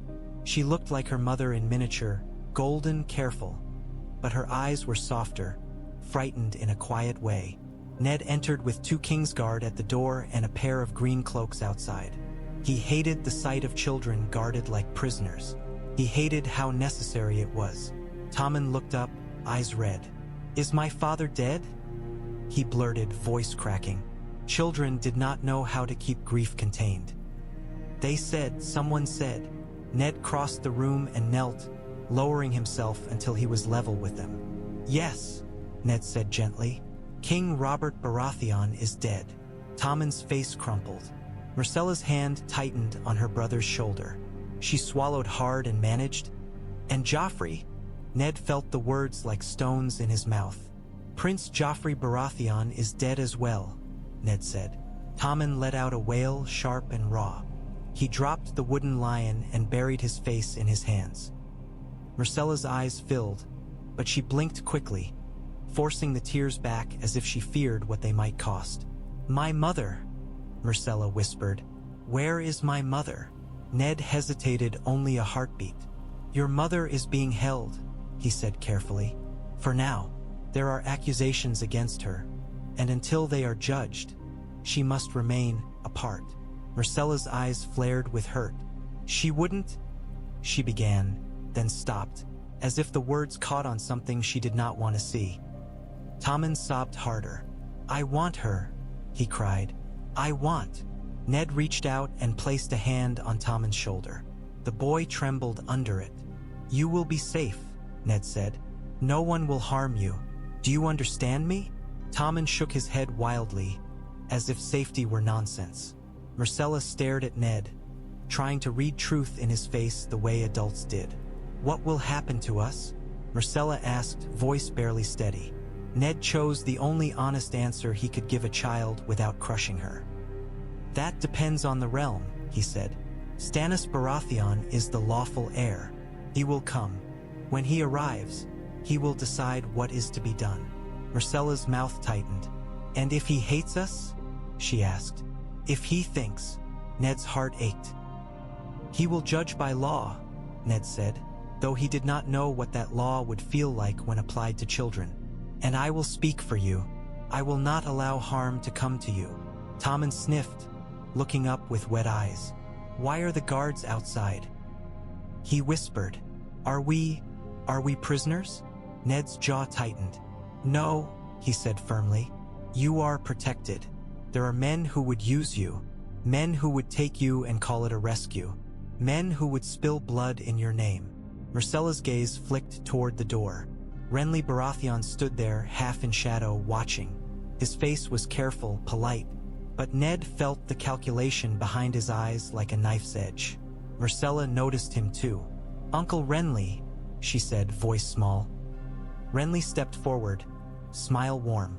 "My sweet Myrcella Baratheon," Renly Baratheon said, and bowed as if in court. "My brave Tommen Baratheon." He crouched slightly, making himself less towering. "You will be cared for. You have my word." Tommen stared at him, sniffing. "Did you kill Joffrey?" he asked suddenly, child's bluntness cutting through silk. Renly's smile did not break, but Ned saw the tension in his eyes. "Your brother died in a struggle," Renly Baratheon said gently. "There was no time for songs or mercy. I wish it had been different." Tommen's lip quivered. Myrcella's eyes narrowed, as if she heard something not said. Renly rose and looked to Ned. "We should go," Renly murmured, soft enough that the children could not hear. "They will be watched."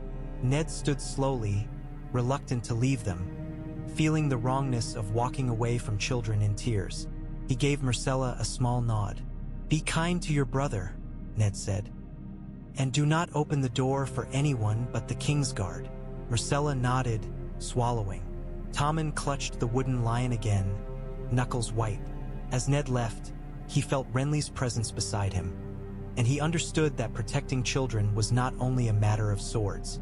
It was a matter of resisting the temptation to turn them into answers. Cersei Lannister did not weep in her cell. She sat with her back straight, chains looped around her wrists, as if the iron were an insult too small to acknowledge. The torchlight carved sharp angles into her face, turning her beauty into something crueler. Her eyes followed Ned as he approached the bars, slow and measured. "So," Cersei Lannister said softly, "the great stag is dead at last." Ned did not answer. He stood outside the cell, hands clasped behind him, forcing calm into his posture. He could not afford to show her doubt. Doubt was blood in the water. Cersei's gaze drifted over him. "You look tired," she observed. "How many deaths have you bought with your honor now?" Ned's jaw tightened. "This is not about honor," he said. "It is about law." Cersei laughed quietly. "Law?" she echoed, savoring the word. "You truly believe Stannis Baratheon will ride into the city and thank you for the mess you've made?" "He will come because it is his duty," Ned said. Cersei leaned forward, chains clinking softly. "Duty," she whispered. "That is the word men use when they cannot admit what they want." Ned's eyes narrowed. "And what do you want, Cersei Lannister?" Her smile was slow. "I want you to choke on the consequences," she said, and her voice held such certainty that for a heartbeat Ned almost believed she had already won. A guard approached with a folded letter, red wax stamped with a lion. Ned took it, glanced at the seal, and felt cold spread through his chest. Someone had tried to send a message from within the castle. From her, perhaps, or to her. Cersei watched him with interest. "Ah," she murmured. "My father works quickly." Ned broke the seal and read. The hand was hurried, the words sharp.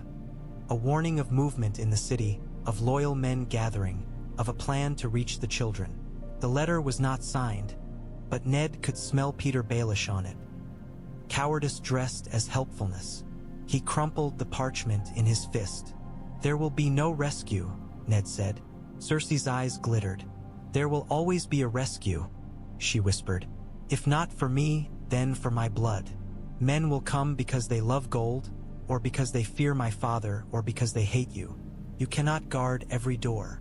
Ned's voice grew colder. "Then you will tell me who you have in the city," he said. "Names, captains, gold cloaks you've bought. Kingsguard you've compromised." Cersei's smile widened. "Compromised?" she purred. "You think men are coins I spend. No, Lord Eddard Stark. Men compromise themselves. I merely give them a reason. Behind Ned, soft footsteps. Varys appeared like a shadow made human. Hands folded, expression mild.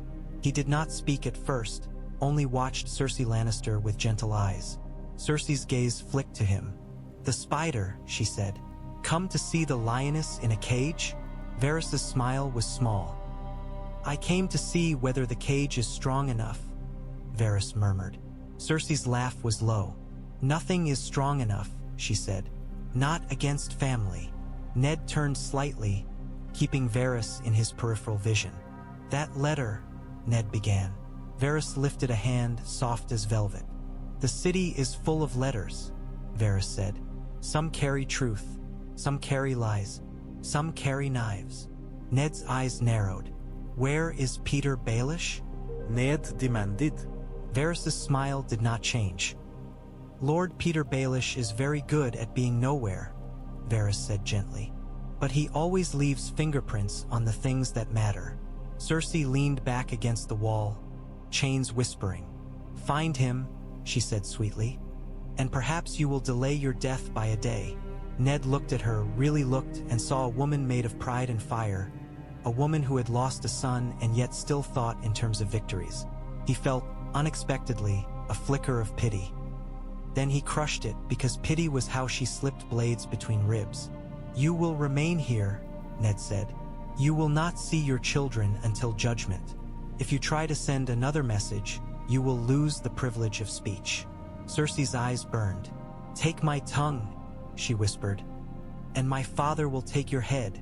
Ned stepped back from the bars, and the torchlight shifted across her face, making her look like a queen again for a moment. He turned away, leaving her there with her rage and her certainty. In the corridor, Varys walked beside him, silent as a secret. "Tell me," Ned said quietly, "where he is." Varys' voice was soft. "I will tell you where Lord Petyr Baelish might be," Varys said. "And in exchange, you will listen when I tell you what the realm will need next." Ned did not like bargains with spiders, but he had already learned that in King's Landing, refusing bargains did not keep you clean. It simply kept you dead. Dragonstone was born of fire and hardened into stone, and it never forgot the sea that gnawed at its bones. Storm clouds hung low, and the air tasted of salt and thunder. In the great hall, carved dragons watched from the walls, their stone mouths open in silent mockery. Stannis Baratheon stood before the painted table, the map of Westeros spread beneath him like a claim. He wore dark armor even in his own hall, as if softness were a sin. His face was stern, his eyes like chips of flint. Duty clung to him as tightly as his sword belt. Davos Seaworth stepped forward with a scroll in his hands, the raven's message still smelling faintly of wax and feather. His fingers were rough from rope and salt, and he held the parchment as if it were heavier than any cargo he had ever carried.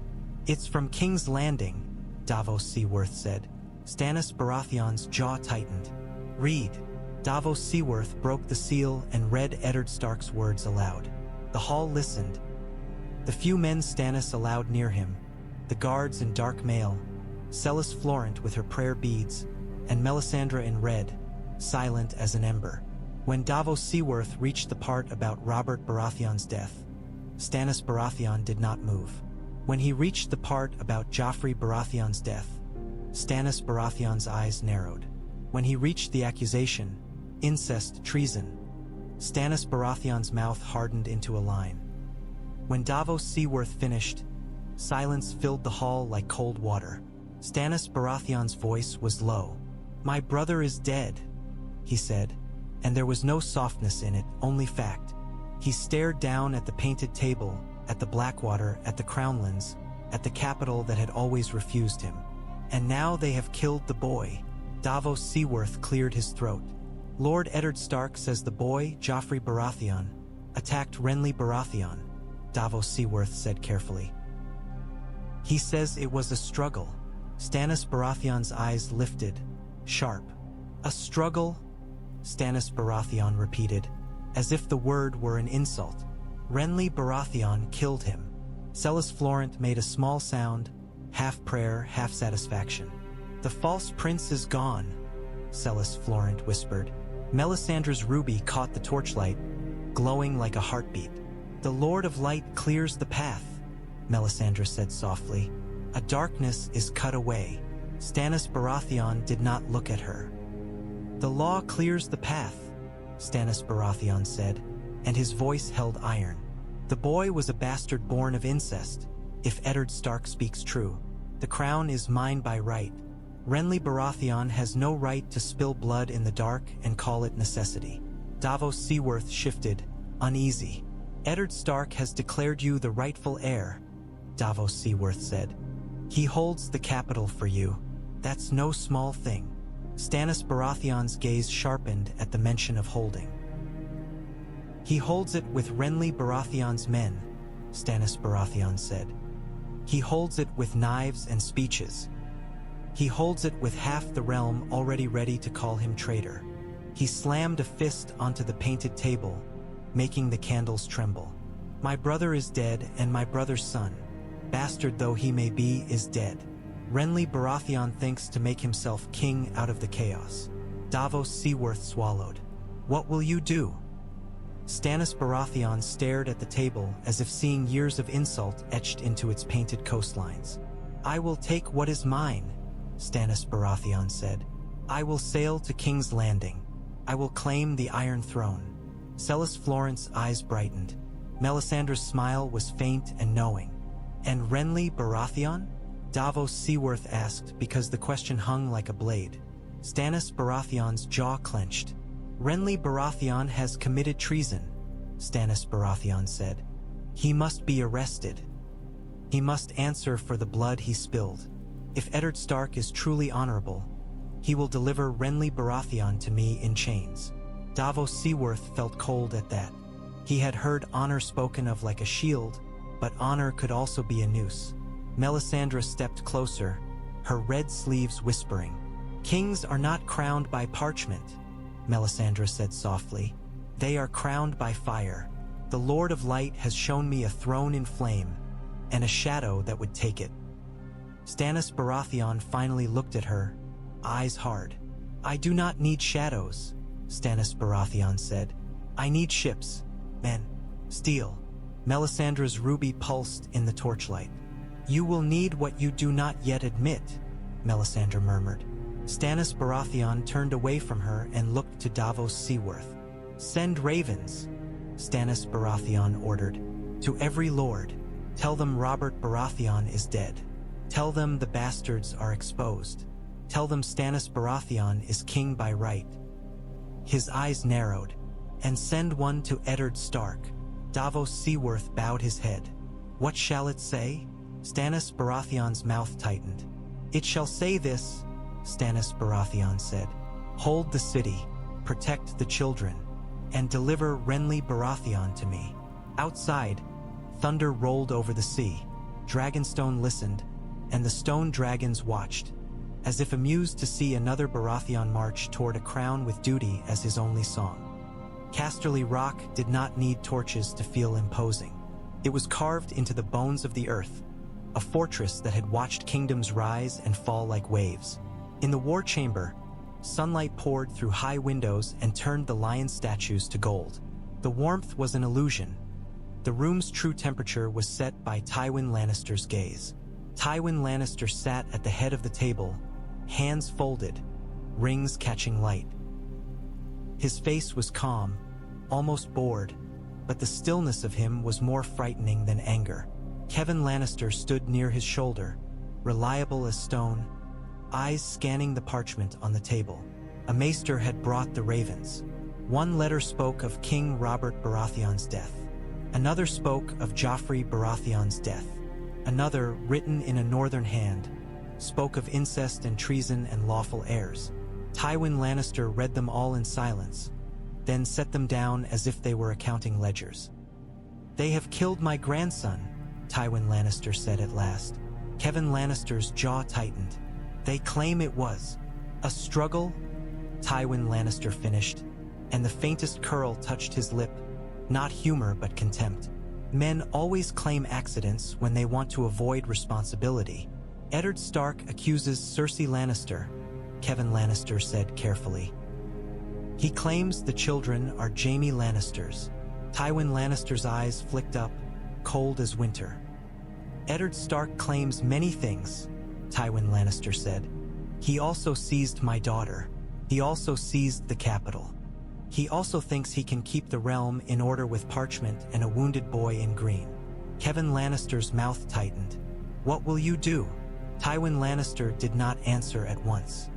He looked at the maps spread across the table, the riverlands drawn in lines and names that meant little compared to the reality of mud and blood. The Trident, Riverrun, Harrenhal, the roads that fed King's Landing, the choke points that could starve a city. They have removed legitimacy from us, Tywin Lannister said softly, as if discussing a minor inconvenience. They have done it publicly. That is bold. Kevan Lannister watched him. We can deny it, Kevan Lannister said. We can claim Eddard Stark is lying to seize power. We can rally lords who fear Stannis Baratheon. We can. Tywin Lannister raised a hand slightly, and the room fell quiet. Denials are words, Tywin Lannister said. Words are wind. We will answer with the only language the realm always understands. Kevan Lannister's eyes narrowed. Va. Tywin Lannister nodded once. If they will call us traitors, Tywin Lannister said, then we will show them the cost of calling us anything at all. He tapped a finger on the riverlands. We cannot strike the capital directly at first. Eddard Stark holds it, and he will have the City Watch and Renly Baratheon's men. But the riverlands are soft. They are open. They bleed easily. Kevan Lannister's voice was grim. Riverrun. Tywin Lannister's gaze sharpened. Yes, Tywin Lannister said. Riverrun. The Tullus. Their banners are tied to the Starks through marriage. If we break the riverlands, we choke the North's path south and we warn the realm what defiance earns. He leaned back slightly. Send word to Ser Gregor Clegane. Tell him to ride. Kevan Lannister's mouth tightened. Gregor Clegane will burn villages. That is his purpose, Tywin Lannister said, calm as a ledger. Fear spreads faster than ravens. Let fear ride ahead of our banners. And King's Landing? Kevan Lannister asked. Cersei Lannister is in chains. Tommen Baratheon and Myrcella Baratheon are in their custody. Tywin Lannister's eyes narrowed, and for the first time a flicker of something like anger stirred beneath the calm. They hold my blood, Tywin Lannister said. Then we will make the realm understand what it means to hold a lion's cub. Kevan Lannister swallowed. Jaime Lannister? Tywin Lannister's gaze flicked to the letter again, to the accusation that tasted like insult. Jaime Lannister will do what he must, Tywin Lannister said.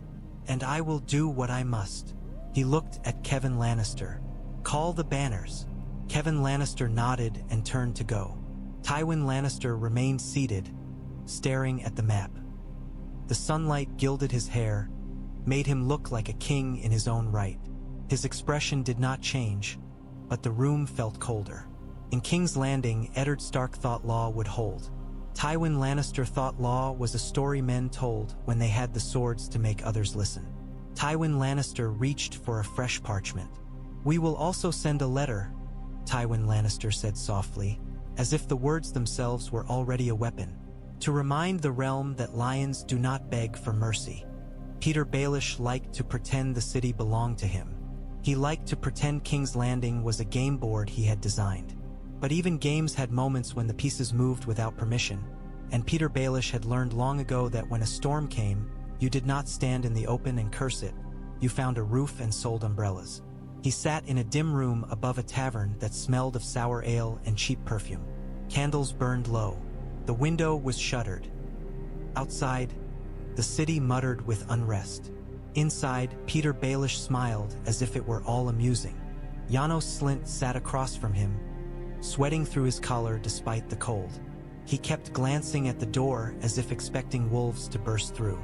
You've got a talent for putting me in awkward positions, Janos Slynt muttered. Petyr Baelish spread his hands. Awkward positions are where men prove their worth, Petyr Baelish said lightly. You did very well in the yard, Janos Slynt. You chose the winning side. Janos Slynt's laugh was brittle. Did I? He snapped. The king's dead.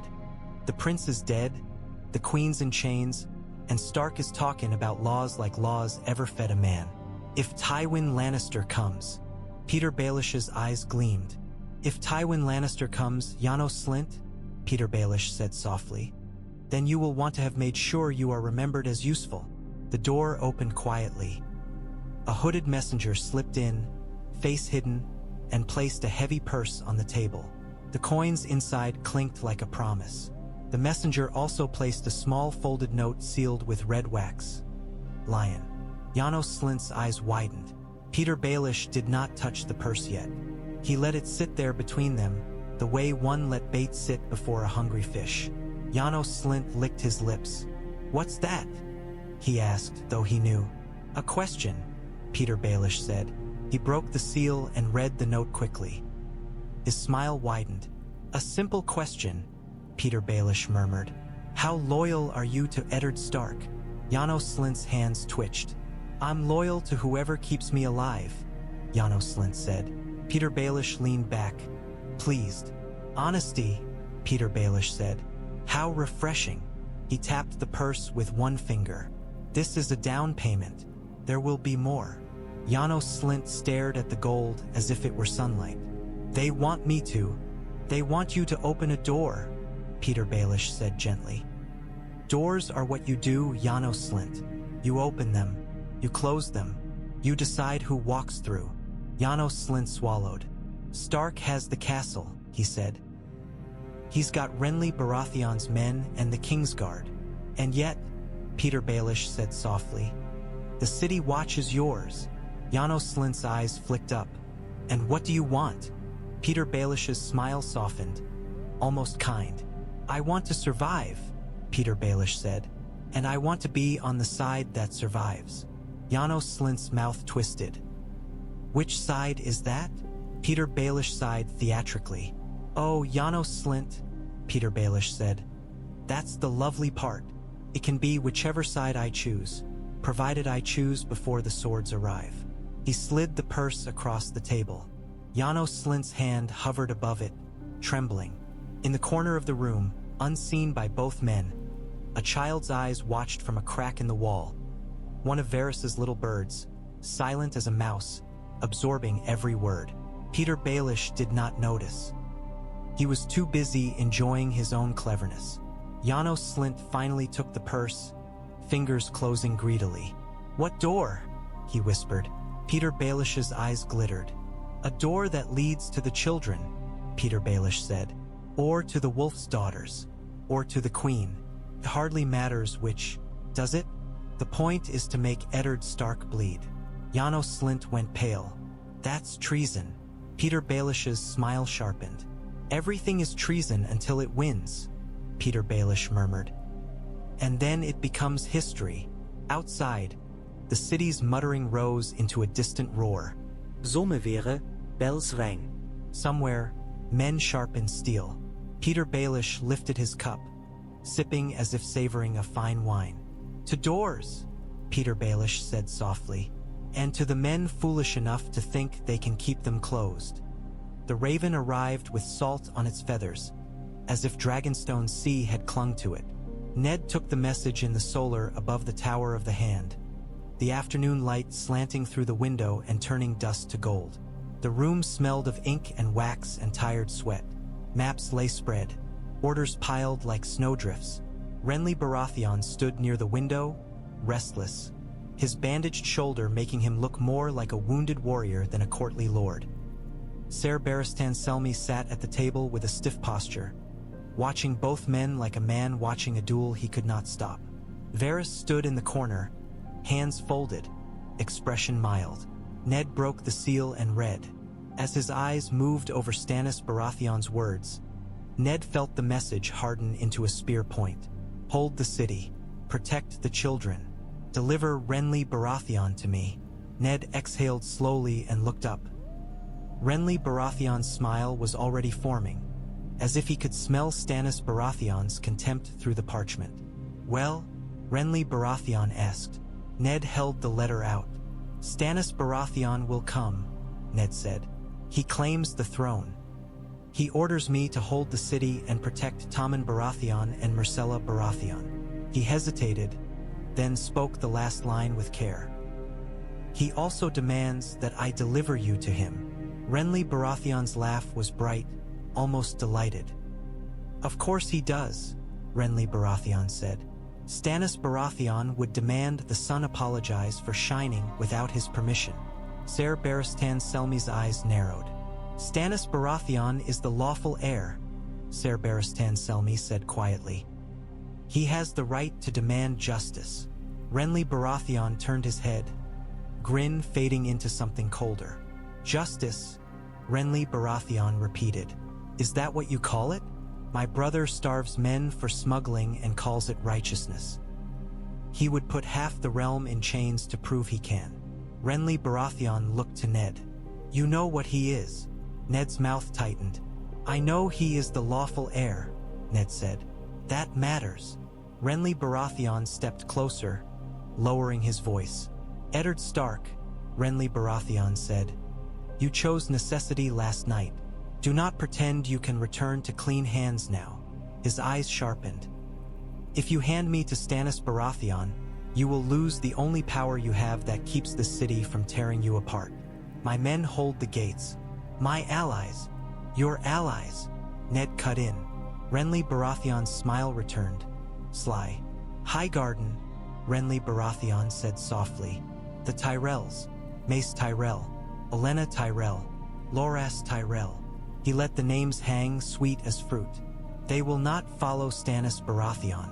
They will follow me. The realm will follow me. And you will not have to beg lords to obey a man they hate." Ser Barristan Selmy's voice was stern. "The realm does not choose kings like Cloaks." Renly Baratheon's eyes flashed. "The realm chooses kings every time it obeys one," Renly Baratheon said. "Stannis Baratheon can shout about law until his throat bleeds. If the lords do not rise for him, his law is parchment." Ned felt the room tighten, felt the argument's heat. He stared at Renly Baratheon and saw the truth. Renly Baratheon did not simply want to survive Stannis Baratheon's judgment. Renly Baratheon wanted the throne. Perhaps he had always wanted it, even before this night had given him a reason. "I will not hand you over like a sack of grain," Ned said, voice hard. "Not while you are the reason the Lannisters have been stopped." Renly Baratheon's smile softened, triumphant. "Good," Renly Baratheon murmured. "But," Ned continued, and Renly Baratheon's eyes sharpened, "I will not crown you either. Not while Stannis Baratheon lives. Not while the law is clear." Renly Baratheon's jaw tightened. "Then you plan to sit between us," Renly Baratheon said, "to balance law and necessity until the realm snaps." Ned's gaze held.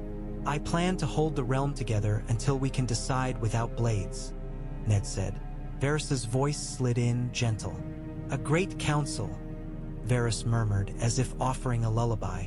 "The lords gathered. The succession debated. The realm choosing with words instead of war." Ser Barristan Selmy's eyes flicked to Varys, then to Ned. "It is lawful," Ser Barristan Selmy said slowly, "if the lords agree." Renly Baratheon's smile returned, sharp. "A great council," Renly Baratheon said, tasting it. "Yes, a fine idea. Let the lords come. Let them see what Stannis Baratheon offers. Let them see what I offer." Ned felt the trap in it. A great council could delay war, or it could simply give war a stage. But delay mattered. Every day without banners marching was a day children did not starve. "We will call the lords," Ned said. "We will hold King's Landing in the king's name until then." Renly Baratheon's eyes glittered. "And when Stannis Baratheon arrives before your council convenes?" Renly Baratheon asked softly. Ned looked at Stannis Baratheon's letter again, feeling the iron of it. "Then," Ned said, voice quiet, "we will see whether law can bend enough to keep the realm from breaking." Ser Barristan Selmy's face was grim. Varys's smile was unreadable. Renly Baratheon looked almost eager. Outside the window, the city's noise drifted up like distant surf. Somewhere beyond the walls, Tywin Lannister's banners were already stirring. That night, the first knife came not from the west but from within. It began at a postern gate Ned had not thought to worry about. A small door meant for servants and deliveries, tucked beneath a stairwell that led toward the kitchens. The rain fell steady, turning torchlight into trembling halos. Guards stamped their feet, bored, wet, eager for the shift to end. Janos Slynt arrived with a dozen gold cloaks, helmet on, cloak damp, face shiny with sweat. The captain at the gate straightened. "Commander," he said, uncertain. Janos Slynt forced a grin that did not reach his eyes. "Open up," Janos Slynt said. "We've got orders." The captain frowned. "Orders from who?" Janos Slynt's eyes flicked to the shadows. "From the Hand?" Janos Slynt lied, and the lie tasted sour on his tongue. From the darkness beyond the gate came soft knocks, 3, then 2, like a coded prayer. The captain hesitated, confusion deepening. Janos Slynt stepped closer, voice low. "Do you want to be the man who disobeys?" Janos Slynt hissed. "Open it." The captain's hand moved toward the latch. Steel flashed. A green-cloaked knight stepped from the shadow of the stairwell and pressed a sword point to Janos Slynt's throat. Another green cloak appeared behind the captain, blade resting against his ribs. "Don't," the green-cloaked knight said, voice calm. Janos Slynt froze, eyes wide. "What?" he began, and then the postern gate shuddered as something heavy leaned against it from the outside. A muffled voice hissed through the crack. "Open, you bastard," the voice demanded. "Open or we." The gate bucked again, harder. The captain's face went pale. More green cloaks emerged, silent, swords drawn. They had been waiting here. Ned's stomach tightened with the realization that someone, Varys perhaps, had known. The gate shook a third time, and then the hinges screamed as a hook tool bit into the seam. The door began to give. "Hold!" a voice barked from the rain. Eddard Stark strode into the torchlight, cloak soaked, face set like stone. His men formed around him without a word, blades angled. Ned's eyes locked on Janos Slynt. "Explain," Ned said, and his voice was colder than the rain. Janos Slynt swallowed hard. "My lord," Janos Slynt stammered. There was a message, an order." Ned's gaze flicked to the gate as it bucked again. "Break it," Ned snapped, and green cloaks slammed the hooked tool away with sword hilts. The gate shuddered, then held. From the shadows outside, figures appeared. Hooded, armed, moving with purpose. One shouted, "For the Queen!" Another hissed, "For House Lannister!" They rushed the gate, trying to force it again. Ned's men flung it open suddenly, not wide, but enough to drag the first man through. Steel met flesh in the torchlight. A scream cut the rain. Another hooded figure stumbled, dropping a sealed letter. Lion wax shining red before a boot crushed it into the mud. The skirmish was brutal and short. Green cloaks and gold cloaks together overwhelmed the infiltrators, pinning them, stripping blades, driving knees into backs. Blood washed into rainwater and vanished. Ned stepped over the fallen letter and seized one hooded man by the collar, yanking him up. The man's face was bruised, eyes wide with fear. "Who sent you?" Ned demanded. The man spat blood. "The lion sent us," he rasped. "The lion will come." Ned shoved him down and turned back to Janos Slynt, whose face was gray. "You," Ned said, voice quiet now, more dangerous. "You would have opened the gate." Janos Slynt's mouth worked uselessly. "My lord, he began and then fell to his knees, hands raised. "Mercy," Janos Slynt pleaded. "I was scared. I thought, Tywin Lannister." Ned felt rage flare, hot and clean. "You swore," Ned said. "You swore to the crown. You swore to the king's will." Janos Slynt sobbed. "I'll be loyal," Janos Slynt babbled. "I'll be loyal, I swear it." Above them, on a balcony slick with rain, Renly Baratheon watched. Green cloak darkened, face unreadable. His eyes met Ned's for a heartbeat, and Ned saw a question there. Will you do what must be done? Ser Barristan Selmy arrived breathless, white cloak damp. He took in the scene. Blood, prisoners, Janos Slynt kneeling, and his jaw tightened. Treason, Ser Barristan Selmy said quietly. Ned stared at Janos Slynt and understood that mercy here was not kindness. Mercy here was weakness that killed others. Take Janos Slynt, Ned said at last, voice hard. Strip him of command. Put him in a cell. At dawn, he will be judged.